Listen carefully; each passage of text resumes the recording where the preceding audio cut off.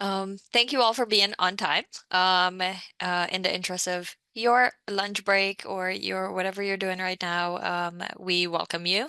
Um, some of you may know me. My name is Reshma. My pronouns are they, them, and I'm the Student Development and Leadership Coordinator in the Office of Student Life at CUNY SPS. Today's workshop is on the balance of diet and exercise. And we have two wonderful presenters, two registered dietitians with the Physicians Committee for Responsible Medicine. Before the presentation, I'd like to go over a few housekeeping items. Um, as you enter, you've seen the session is being recorded and will be posted on YouTube in about a week. Auto closed captions are enabled, and you can turn that on or off using the Zoom menu bar. We encourage you to turn your cameras on. We enjoy seeing you. But whether or not you stay on or off camera, we ask that you keep your mics muted to minimize any background noise. If you are unmuted, and you're not speaking, I may mute you on my end. If you have any questions while the presentation is ongoing, please drop those in the chat, and the presenters will address them at the very end. And finally, we ask that you stay mentally present with us, and stay engaged with any discussion or questions that may arise throughout the session. And now I'll pass the floor to Noah and Anna. Wonderful. Well, thank you, Reshma, for the introduction. Thank you all for being here. We've been really thrilled to partner with City University of New York in this four-session lecture series, or four-session lecture series, all about healthy nutrition, specifically plant-based diets, and how they prevent chronic disease, how they can fuel our activities, and that is the topic of today's presentation. So we're going to be talking about diet and exercise. For some people, exercise is a very large portion of your life, and it's a staple of your daily activities. For other people, maybe not quite as much. Our hope is that this presentation can really be applicable to everyone, whether you are an athlete trying to improve your performance, or just someone who wants to be able to move around in your life a little bit easier and fuel the other activities that fill your days, whether that's grocery shopping, walking your dog. The principles that we'll be touching on apply to a wide array of people. So really to start, just kind of want to touch on a few reasons for exercise. These are pulled from The Joy of Movement, and many of them are health related, things that will sound familiar to those of you who have been at previous classes. So things like improved blood pressure, cholesterol, these indicators of cardiovascular health, inflammation, body composition, bone health. These are all things that exercise can really help improve and just help you set you up for a healthier life. Reducing the risk of a lot of chronic diseases. We've talked about a lot of these. A few that maybe haven't been featured as much so far in this series are things like dementia. Eating in a way that improves your long-term health and aging prospects is something that can start early in life. And exercise plays an important part of that.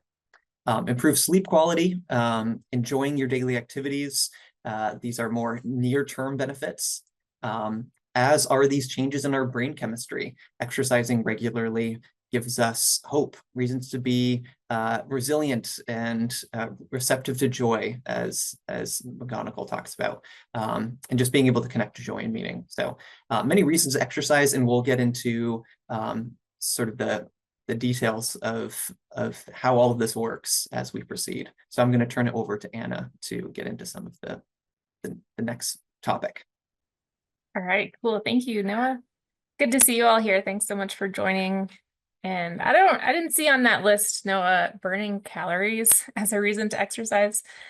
So let's dig into if it is a good reason. I think most people, when they think of exercising, that's the first thing that they think of, right? You can burn off some calories. So let's see how it stacks up in terms of these numbers. Here, we're going to show a breakdown of where calorie burning comes from throughout the day. So this is basal metabolic rate, this graph right here, and it's basically all the energy that your body uses for normal functions, like thinking and repairing cells or keeping your organs functioning. So you can see here that out of 2,300 calories, a good portion of the day is just going towards that basal metabolic rate. And then next is the thermic effect of food. This is the calories burned after each meal through the digestive process.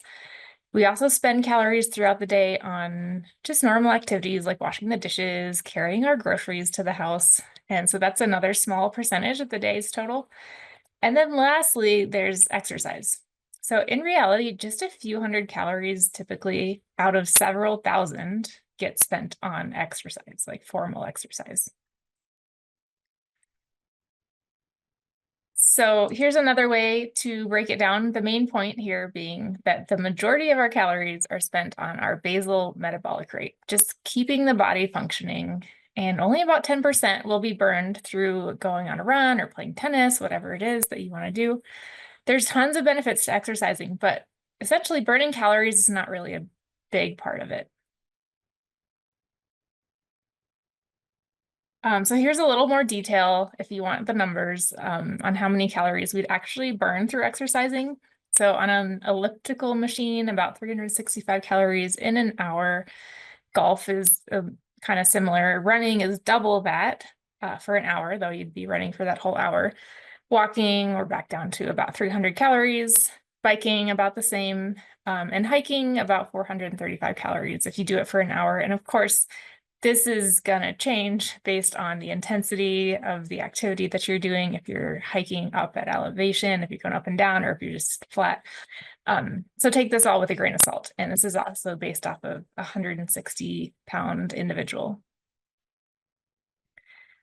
And then let's translate that into food. So say you eat 2 slices of pizza, or actually maybe 2 extra slices of pizza that you didn't need, but it was so tasty, so you just ate them. So it would take an hour and a half on the elliptical to burn off these 2 extra pieces of pizza. And then let's add some dessert. Just 1 cup of ice cream. To burn that off, you'd be on the bike for about an entire hour. And how about a Big Mac? To burn off the entire Big Mac from McDonald's, you'll be running for an hour. So you can see this is not really a realistic strategy. Burning off the food that you eat, it's not a realistic strategy for most people, and we don't succeed if that's our mentality. But is there any benefit from exercising on your metabolism? There actually is. There's a small increase in your metabolism after exercising because your body's recovering, rebuilding, and that takes a little bit of extra calories. Not only that, but we know that muscle takes more calories to maintain itself. So as you build muscles, you tend to increase that metabolic rate too. But when it comes to weight loss, how does this work? So the science is generally showing that exercising alone is not an effective strategy for losing weight. First of all, exercising makes you hungry. So it's hard to actually achieve a calorie deficit. Your body's really good at this thing called homeostasis, or just maintaining balance. So when you go on a 4-hour hike, you're going to be hungrier on that day than the day that you're sitting on a couch most of the day. So you eat more. And there are some people who lose weight due to their high activity levels, but the amount of activity needed to achieve this is significant. It's way more than what's recommended just to maintain general health, and it's way more than what most people do. So let's also talk about blood sugar. Has anyone heard of a GLUT4 receptor? Maybe if you've taken biochemistry, you've heard of GLUT4. But if not, that's okay. The important thing to know about GLUT4 is that it's basically a door. It opens and it allows sugar into the cell. So this is important for a lot of reasons. And one reason is that when sugar gets into our cells, it leaves the bloodstream, so it lowers blood sugar. We have healthy blood sugar balance in that way. And then that sugar is used for energy and it fuels our exercise. Usually insulin is required to activate these receptors and lower blood sugar. But the really cool thing about exercising is that these receptors will activate without the need for insulin. So as soon as you start exercising, those GLUT4 receptors, they make their way to the muscle cell walls and they start letting in the sugar. So for someone with diabetes or blood sugar problems, this is really good news. So not only that, but insulin actually works better after you exercise. insulin sensitivity, which means how well the cells respond to insulin. This improves for up to 18 to 24 hours after exercising. So we can see that exercising is really important to do on a regular basis for people who want to maintain that healthy blood sugar balance. Okay, I know for me that pictures always help. So we're going to go through the same thing with these pictures here. So basically we have the cell wall. This is the gray and black line. And then hanging out on the cell wall all day, we have insulin receptors. They just stay there and they wait for insulin to come along and activate them. You can see some insulin molecules, these are the yellow circles over here. And the receptor on the right is activated. So what happens when it gets activated? Well, when it gets activated, the insulin receptor, it sends a signal. There's actually a lot of signals going on throughout the cell. But the result, the end product, is the GLUT4 receptor makes its way to the cell wall, and it just opens that door, lets sugar into the cell. The sugar, or glucose, it gets used for all sorts of things, but most importantly as fuel for that cell. So when we're exercising, the GLUT4 receptor, it makes its way to the cell wall and it soaks up the sugar without any need for insulin. And again, this lowers blood sugar, it fuels our exercise, and this is all good stuff happening here from exercising. So moving on, we're going to talk about blood pressure real quick. Exercising has all sorts of benefits for blood pressure. And of course, while you're exercising, your blood pressure is going to go up because of the increased activity. But long-term, we see really reliable benefits for blood pressure reduction with exercise. And a few reasons for this include improving endothelial function. So endothelial cells, they're the ones that line your blood vessels. We want them to be stretchy and pliable to allow blood to flow really easily. So exercising facilitates that. Nitric oxide plays an important role. It causes blood vessels to relax. So kind of related to that first point, but we see that increase with exercise as well. And exercising has pro-angiogenic effects, which means that new blood vessels are being created. So with more blood vessels, blood pressure has a chance to go down. It has more places to go. And then improves insulin sensitivity, which we just talked about. That also lowers blood pressure. And cortisol, which is our stress hormone. We know that exercising reduces stress. So the less stress in our life, then the better our blood pressure will become. So just some visuals here again. Up top, we see NOS, that's nitric oxide, which has an effect on relaxing those endothelial cells, and they're lining the blood vessels. And in the middle, we see the creation of new blood vessels. They're oxygenating the areas that we need to grow, like muscles. And at the bottom, just increased glucose uptake. All of this comes together to help blood pressure. And the last thing I'll talk about here is heart health. Of course, I feel like a lot of people know exercising is good for our heart. It's a muscle. It gets stronger just like other muscles when we exercise. So that's great. When we have a stronger heart, we have a better ability to circulate blood throughout our whole body. So blood flows to all your muscles, you get more oxygen there. It helps us keep up with whatever exercise we're doing. And exercise has been shown to increase HDL cholesterol levels. That's the helpful kind of cholesterol. It can reduce inflammation. This is measured by a lab value called CRP.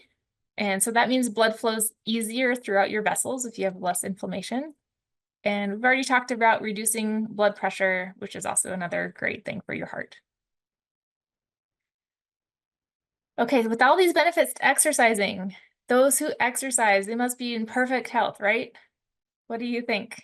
Does exercise work? Is it all you need to be healthy? Well, spoiler alert, it's not. So athletes, for example, they're not immune to any of these diet-related diseases that most people struggle with. Although their rates might be lower for sure, like for example, they still struggle with atherosclerosis. This is the narrowing of the arteries that leads to cardiovascular disease. They can still get diabetes. They can still be overweight or even obese. And these are athletes we're talking about. So those of us who are not athletes, but just exercise regularly, should be less dependent on exercise. You can't count on it to maintain good health. although it is important. But the bottom line here is that yes, exercise, it's essential, but it's not the only thing that we need to focus on. So think of it as making up about 20% of what keeps you healthy. And the other 80% is almost entirely your diet. And we're going to get into that. But basically, you can't outrun a bad diet. Exercise is great, but you also need good nutrition. So with that, I'm going to pass it over to Noah to talk more about nutrition.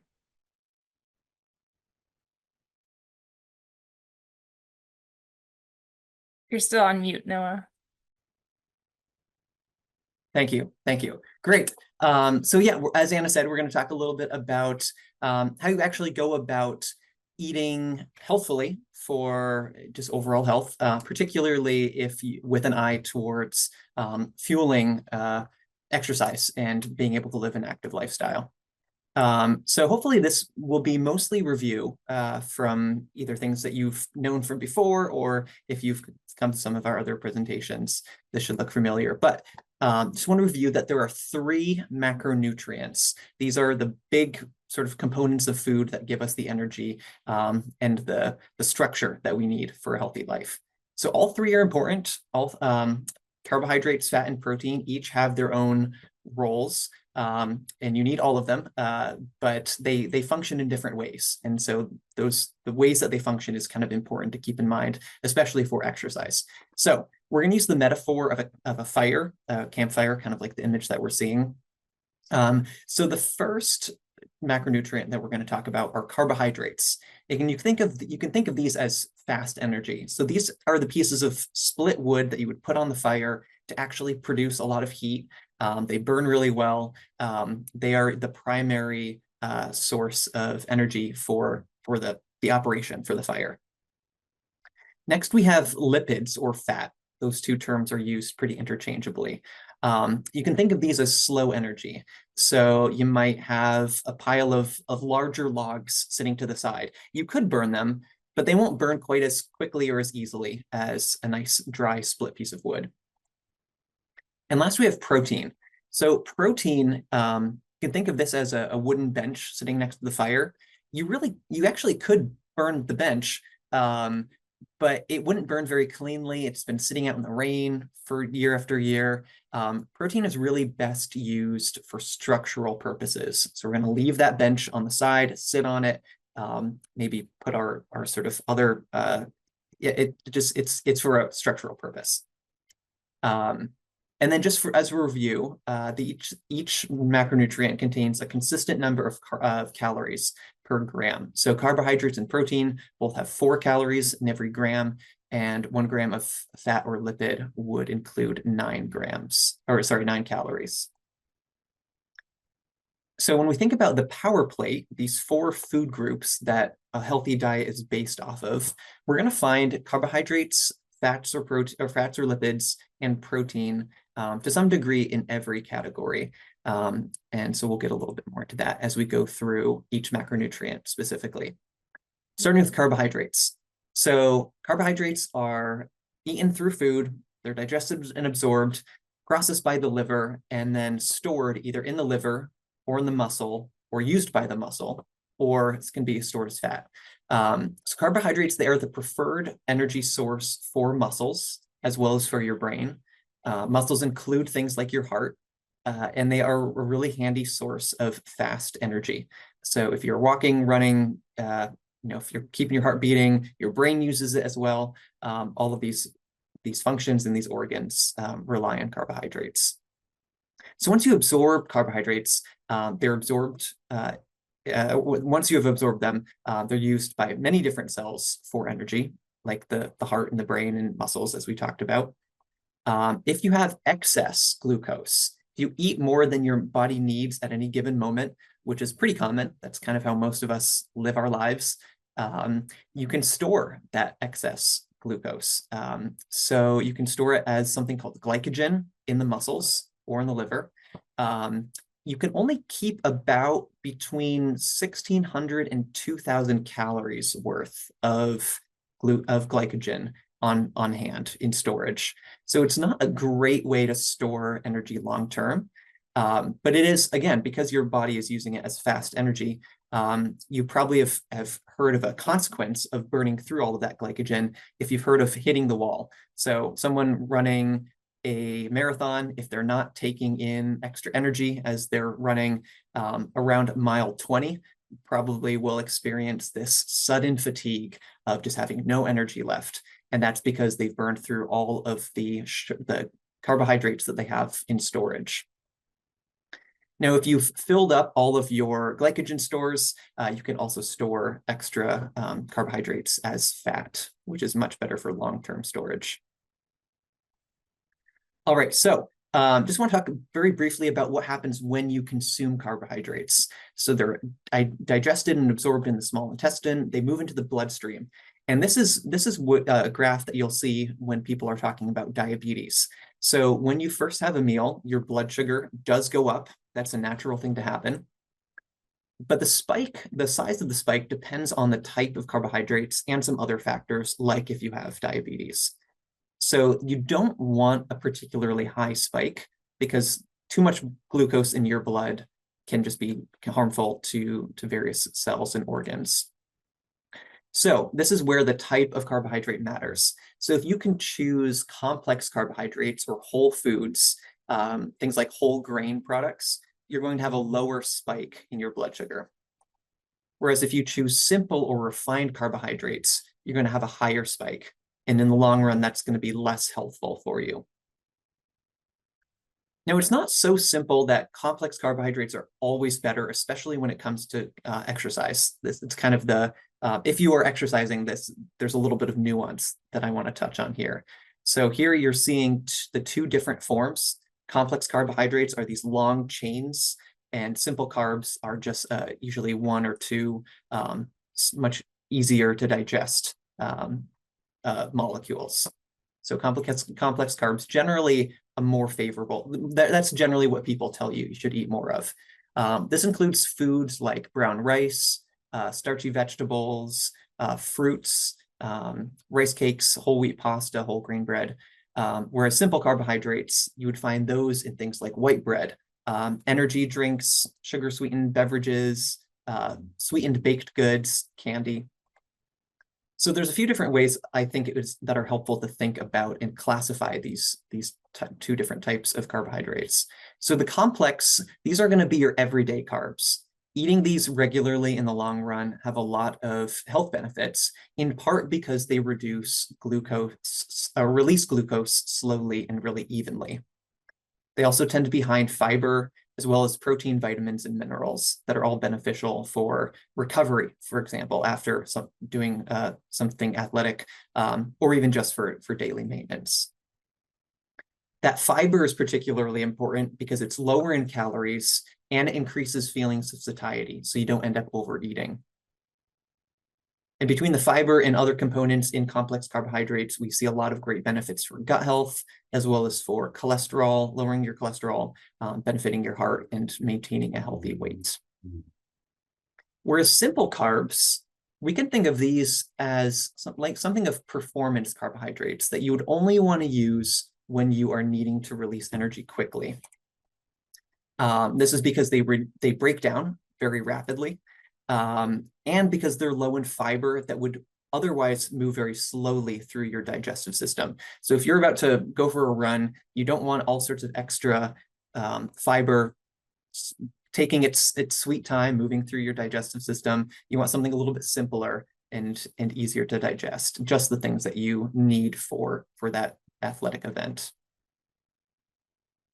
So just to put that kind of in picture form, we have a whole grain pasta on the left, and on the right, a non-whole wheat pasta. If you're looking for something sweeter, dried dates are very sweet, but because they're high in fiber, they release their sugar very slowly, whereas something like an energy gel that you might see with being used by someone on a long run releases sugar much more quickly. Okay, so we talked a lot about carbohydrates. Those are the primary source of fuel for athletes, but fat is important as well.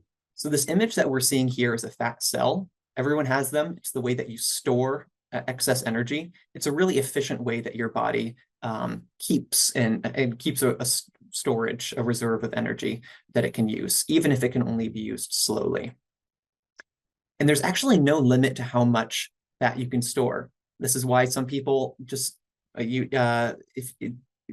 unhealthy lifestyle in the long term can lead to putting on a lot of excess weight. But for the average person, it's around 80,000 calories. So that's a lot of excess, or that's a lot of energy in storage, but doesn't necessarily need to be a bad thing if you're a healthy body weight. So as we've said, it can be a slow process to get energy out of fat storage. And so that translates into your body primarily using it for low intensity energy needs. These are things like walking, going for a slow jog or slow bike ride, as well as your brain will use some while you're sleeping.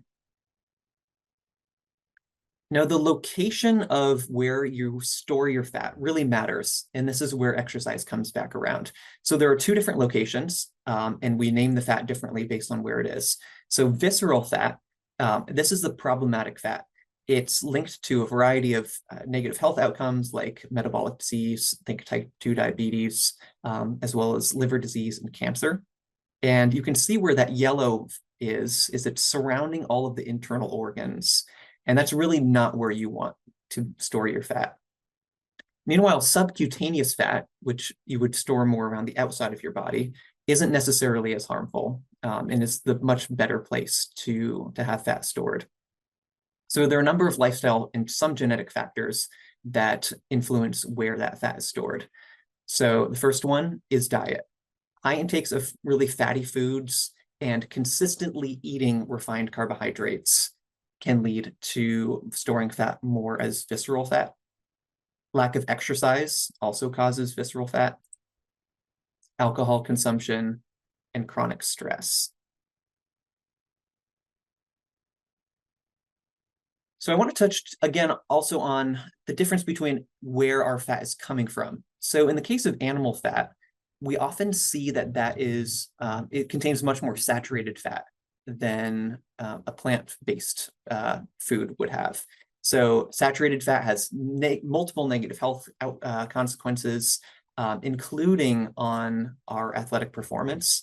So in the case of blood flow, we've talked a lot about how fat can form plaques and reduce the size of your blood vessels.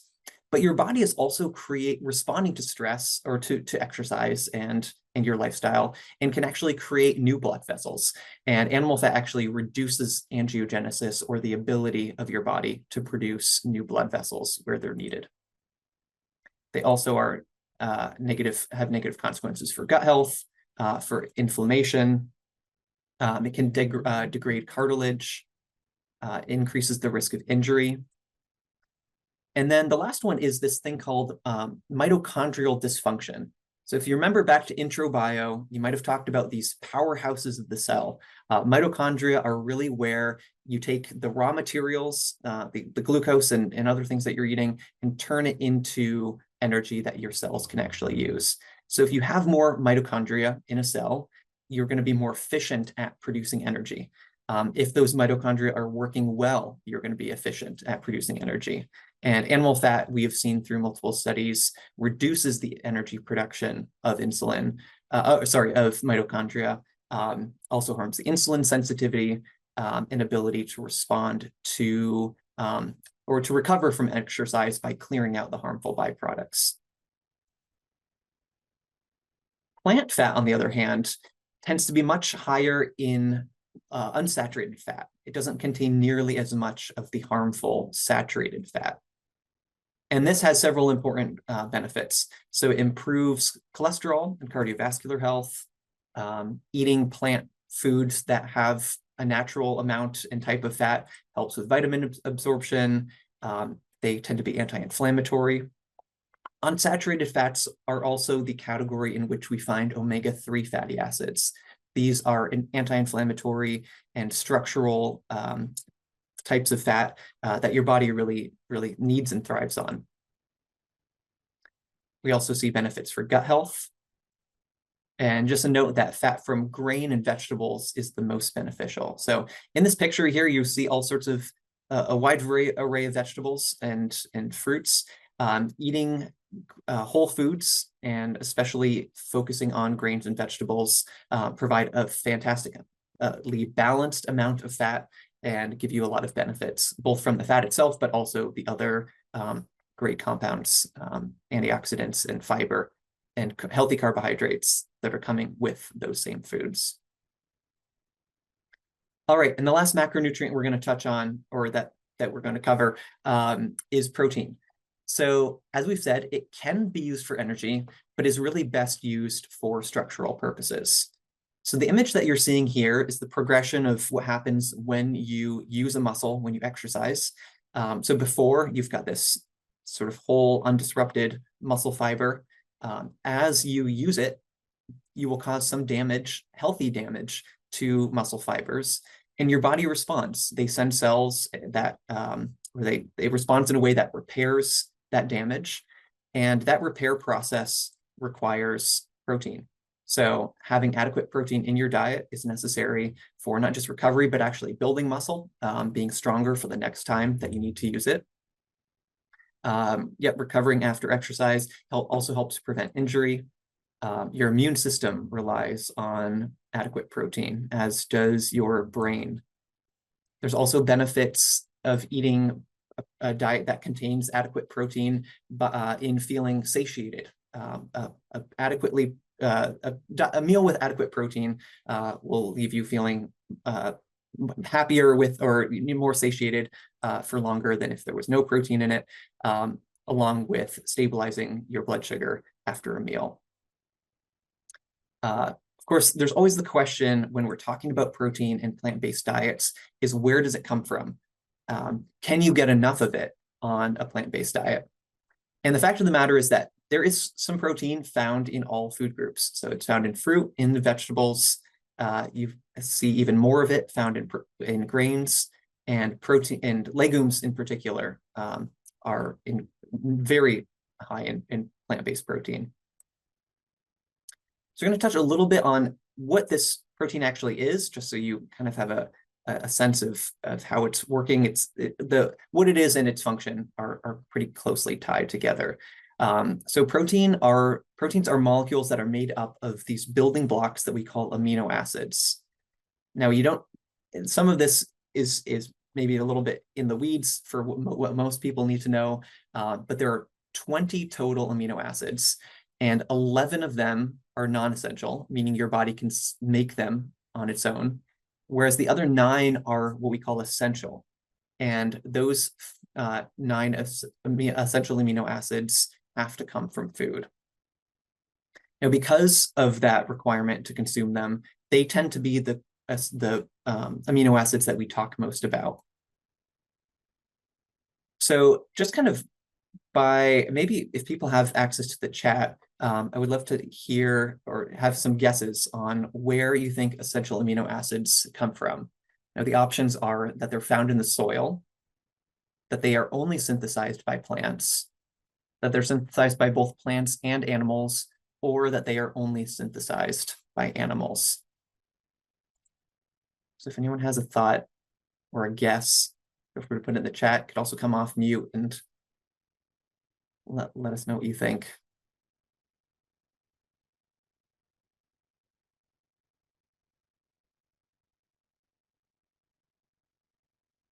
Okay, someone says both plants and animals. So it'd be C. C is often a good guess when you, if you're having to, at least I was always taught that C was a good guess if you don't know. It is a good guess. I think someone also had said plants, both. Got another guess for C. So those are some good guesses. I am here to report that only plants are the only source of essential amino acids, or essentially, put more accurately, plants are the original source of all amino acids, including essential amino acids. So that includes all omnivores. We see gorillas eating plants, getting very large and strong, sourcing all of their amino acids from plant foods. Ox as well. Canada geese that migrate 3,000 miles. All of these animals are getting their protein from plants. So for humans, there's these things that we call the recommended dietary allowances. So for a healthy adult, this is someone who is not, recovering from surgery. The average person at baseline needs about 0.36 or a little over a third of a gram of protein per pound of body weight. So for the average woman, that's about 46 grams. For the average male, that's about 56.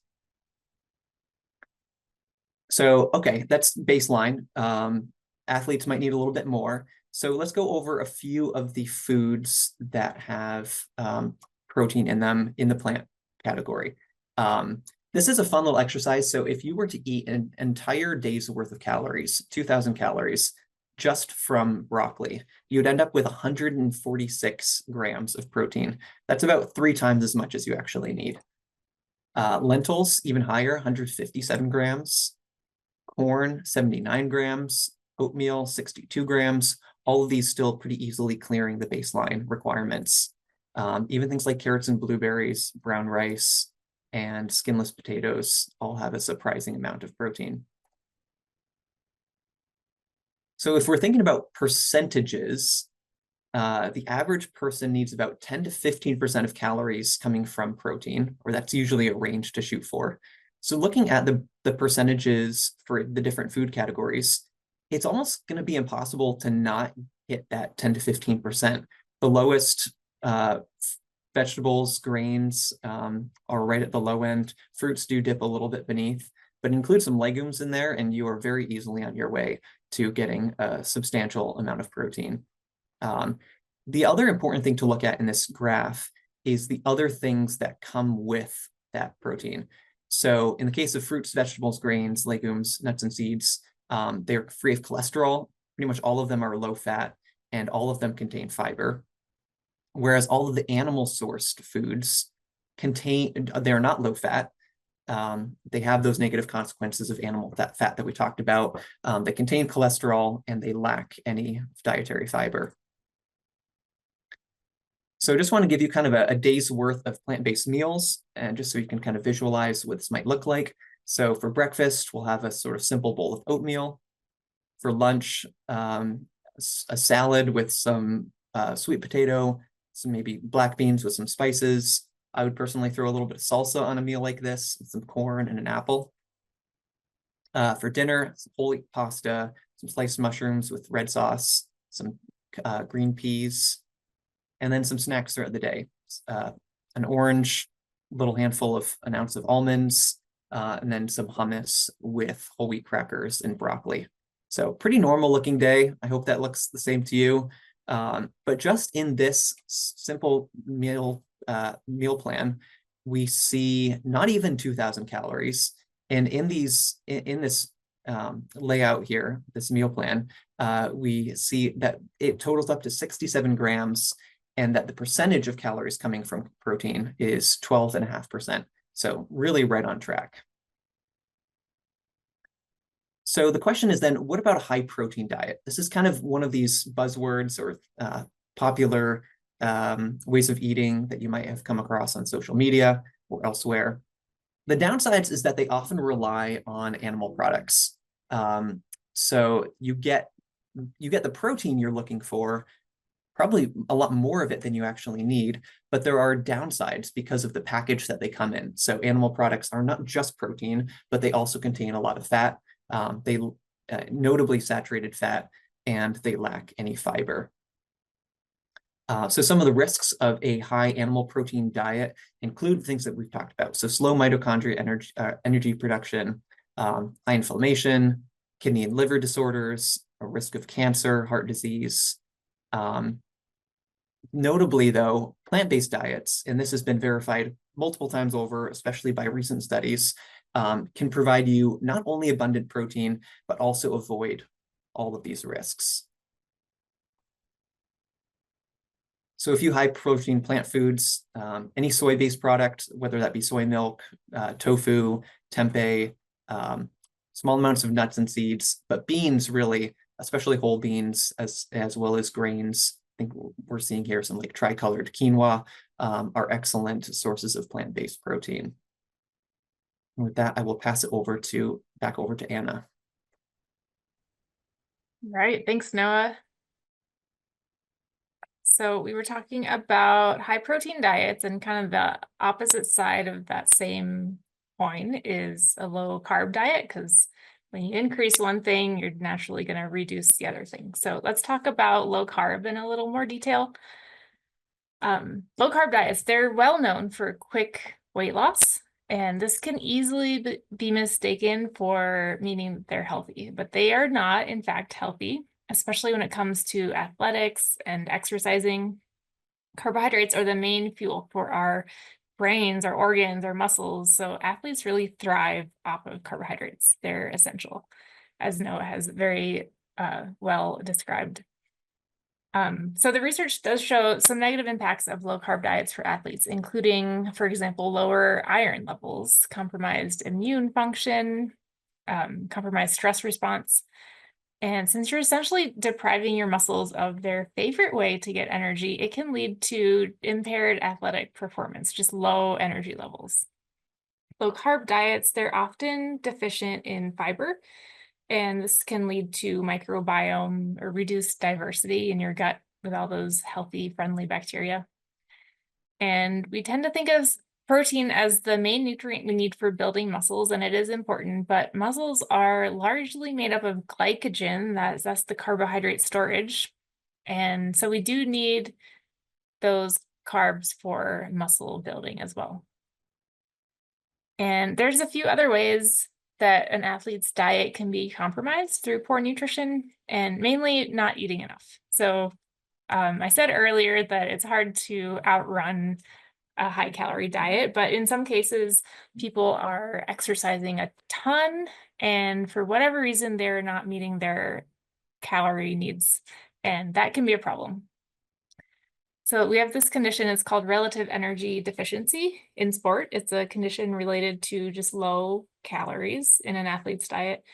When overall calorie intake doesn't match the calorie output, this is when we get some serious health problems. So, for example, drop in immune and hormone functioning. And it's interesting that with inadequate calories, this can occur, but also in someone who's eating enough calories, but not enough carbohydrates to really fuel themselves. So it's a serious risk, and it could also be associated with disordered eating behaviors in athletes as well. So we want to emphasize that fueling activity is so important. And has anyone ever heard of the female athlete triad? This is kind of along the same lines. It's related to nutrition or poor nutrition, or possibly disordered eating patterns, specifically in female athletes. So what can happen is that inadequate intake really disrupts the hormone balance. So a woman can have menstrual irregularities or amenorrhea. Estrogen drops. So this, in combination with poor nutrition, so they're not getting enough vitamin D or calcium, can lead to weak bones, so bone fractures or maybe long-term osteoporosis. A little more on what this can look like with some physical symptoms. We talked about menstrual irregularities, weight loss for sure, frequent injuries if you're not fueling yourself right.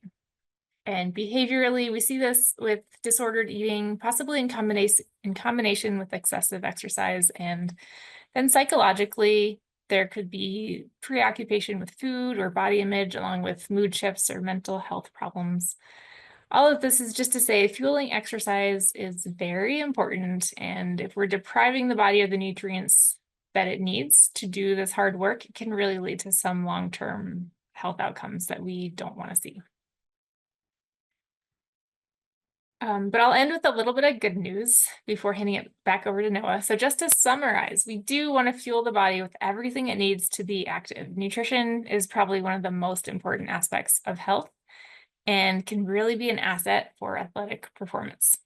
Plant-based diets in athletes have been associated with higher glycogen stores. So remember, that's the energy storage in your muscles. And of course, it's good for heart health and circulation.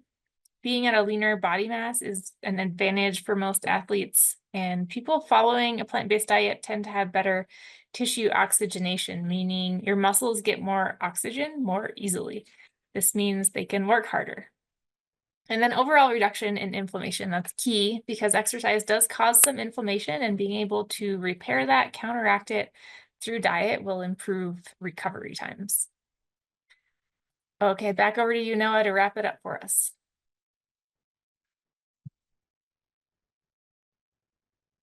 You're on mute again. Great.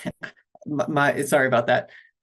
Yeah, thanks, Anna. Thank you all for sticking with us. Hopefully want to close out with just a few really practical things to apply to your own yeah, diet and routines, just to maximize the benefits of a plant-based diet. So just kind of wanted to start with this quote from or this position from the American College of Sports and Medicine, that athletes really don't need that different of a diet from the general population. Typically, athletes are burning more calories, therefore they are eating more. And things like carbohydrates and protein needs kind of just take care of themselves as you scale a healthy diet. So just kind of keep that in mind as we move into this next section. So planning meals that work for you. I kind of wanted to start with this image. This is actually a really just handy way to structure a really healthful plant-based meal for whatever your activity level. I personally did this exactly last night. Started with some cooked quinoa, put it over a bed of kale and arugula, tossed some sauteed tofu on top, and then did like a peanut sauce. Super simple, very easy weekday meal plan. And that's exactly the kind of things that we would recommend for someone who was engaged in athletic activity. Also for someone who's just trying to maintain a healthy diet generally.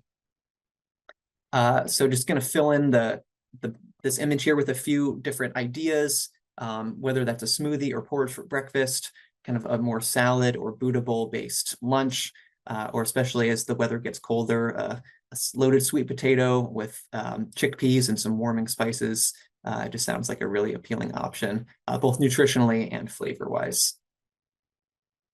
Okay, so if you are an athlete and you have questions maybe about the timing of meals, I know this is something that gets talked about and can be of interest for people who really want to sync up their nutrition with their activity.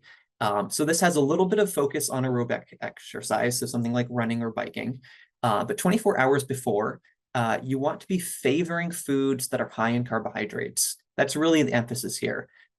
They can be lower and oftentimes benefit from being a little bit lower in things like fat, fiber, and protein, just because those aren't the components that are going to fuel your exercise as much as the carbohydrates. So really focus on those carbs in the 24 hours before.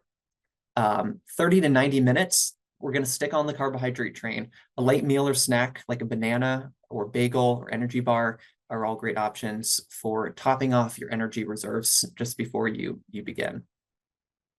During the activity, typically you don't actually need much. If you are running, for example, for more than 90 minutes, you might think about some sort of sports gel or chew. Also hydration. We're not really focused on that very much in this presentation, but hydration can be an important component for endurance athletes in particular. And then afterwards, carbohydrate-rich food within 30 minutes is important for beginning to restock your glycogen stores to make sure that you have energy just for normal body operations because you've depleted much of it, or potentially have depleted much of it. And then about 90 minutes after, you want to start thinking about those building blocks for recovery. So a protein-rich food about 90 minutes after is going to be a great option. All right, if you're not so much concerned about improving your athletic performance, but maybe more about losing weight and combining exercise with a weight loss plan, know that exercise can be a helpful part of that plan. As we have said, it's not near everything. It's actually quite a ways from everything. So if you are running marathons, for example, you will still not lose weight if your calories in still exceed calories out. So that is kind of the bottom line with much of this. I don't want that to be too discouraging though, because exercise it really still does have benefits. In addition to the calories that it does burn, multiple studies have shown that regular exercise does actually predict maintaining a healthy body weight. So developing a habit during your weight loss progression can set you up for keeping that weight off in the long run. There's also some myths out there about the type of intensity and what types of energy that burns, whether it favors fat or carbohydrates. And there is some truth to some of that. Ultimately, though, low intensity exercise, even if it burns a higher percentage of fat, will still burn less overall just because it's lower intensity. So don't feel like you need to be too limited to one or the other. Muscle mass is another important component of weight loss. So having more muscle does actually increase the amount of calories that you burn during exercise. It might actually seem a little counterintuitive to try to put on muscle weight when you're trying to lose weight, but really it's all about improving your body composition. And so you can do that by incorporating strength training into your regular routines. So national guidelines recommend 2 or more days per week. I think that's a really reasonable goal to aim for the average person if you can. And just to kind of second the points that Anna had made, chronic calorie deficits, so not eating enough, combined with exercise, can lead towards weight loss, but it also can have some risks that you just want to be mindful of. So it can harm performance if that's what you're really focused on, can increase your risk of injury, and potentially, if it's severe enough, can lead to bigger issues like RED-S. And the last sort of approach that I want to give a few tips for is eating for building muscle. So there's oftentimes a myth or a position that you'll encounter out in the world that if you're trying to put on muscle, you really just need to focus on protein. And you definitely want to have some protein in your diet, but it's not always as much as people think. The important, one of the keys that some people neglect is that carbohydrates are still necessary. So because they're the primary fuel source, if you're not eating enough of them, your body will start burning protein, which you really don't want to do. So eating enough calories from carbohydrates as well as protein can help spare the protein to be used to build those muscles back larger.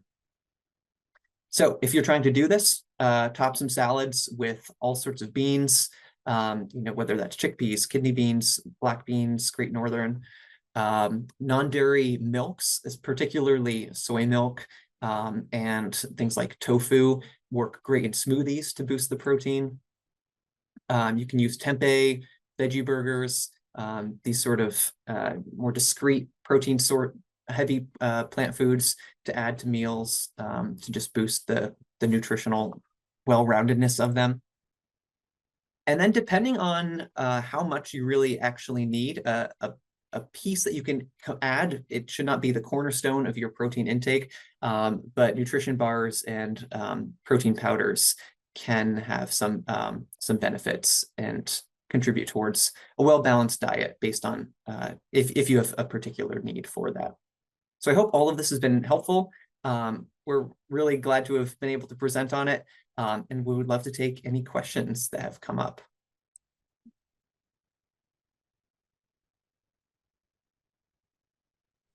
And maybe Reshma, I'll turn it back over to you to sort of facilitate. Yeah. I'm having trouble finding the Q&A box actually. No problem. Does anyone have any questions for our presenters? Seeing in the chat someone asking if the PowerPoint can be shared, and yes, I think that is definitely possible. Great. Martina, did you have a question? That was my question about the PowerPoint being shared, but I also want to know, like, if there's like anywhere that we can go and find like more in-depth meal plans that'll possibly help us, shed pounds. Yeah. So the Physicians Committee, our organization, has a page on our website as well as a downloadable athlete guide. I can pull that up and put that in the chat. And it's free to download. It's a great resource to keep on hand. And I would highly recommend using it as much as you would like. Perfect. Thank you so much. Also, if you have an iPhone, we have an app that's called the 21 Day Vegan Kickstart, and it's just basically what it sounds like, 21 days of breakfast, lunch, and dinner recipes. They're not necessarily geared towards athletes, but as Noah said, all you need to do is change the amount of food you eat and you're pretty much all set. So if you want to check that out, it's a good resource. I'm sorry, what was the name of the app? The 21-day vegan kickstart. Okay, Only for perfect. Thank you. iPhone, though. Unfortunately, the Android is not working. Okay.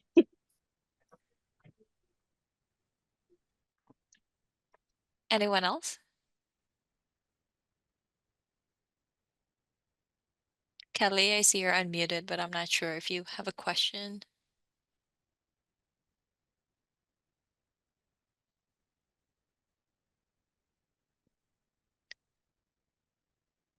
Kelly said she'll type her question. The recording will be posted on YouTube in about 1 week. No problem.